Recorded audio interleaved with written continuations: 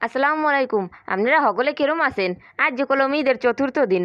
কোরবানির ঈদে কিন্তু হগলের এই গরুর গোস্ত খাইতে খাইতে মুহের স্বাদ নষ্ট হয়ে যায়। হেলিগে আজ আমনে গোলাইকে লইছি এমন একটা রেসিপি যে দিয়ে আপনারা অনায়াসে এক থাল ভাত খাইয়ে লইতে পারবেন। হেলিগে এই যে আমনে গোলাইকে মোরা লইছি ইসামাইজ দা ডাঙ্গো হাক রান্দার রেসিপি। হ্যাঁ, এরপর মোরা আইসি মগো ডাঙ্গো খেতে কতগুণ ডাঙ্গো তুলে লওয়ার লাগিয়া। ডাঙ্গো তোলা শেষ, এখন মোরা করছি কি এই ডাঙ্গোগুলারে ভালো মতন কাটতে কুটে ধুয়ে লইছি।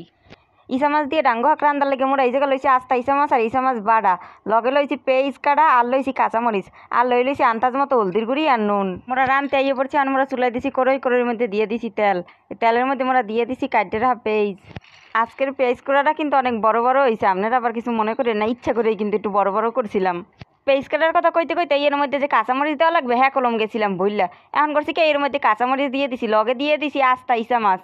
ইসা মাছ দেওয়ার পর এইগুলো একটু ভালো মতন বাজ্যে লইতে হইবে। যেইগুলা দেখবো একটু ভাজা ভাজা হয়ে গেছে সেইগুলা কর্মকে এর মধ্যে দিয়ে দিমু আন্দাজ মতো হলদির গুঁড়ি আর দিমু নুন।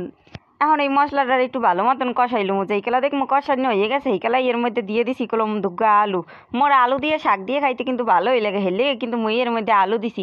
আপনি ভালো লাগলে দেবেন, না লাগলে দেওয়ার দরকার নাই। যে কালা দেখবো আলুটা সেদ্ধ হয়ে গেছে হিকালাই এর মধ্যে দিয়ে দিমু হাঁক। এরপর হাঁকটা একটু লাড়েছে রে এর মধ্যে দিয়ে দিছি কতটু মৌ যেই কালা টাইম নিয়ে আইবে হিকালাই নামাই হেলামু। এরপর দেখবো মগো হাঁক রান্না হয়ে গেছে।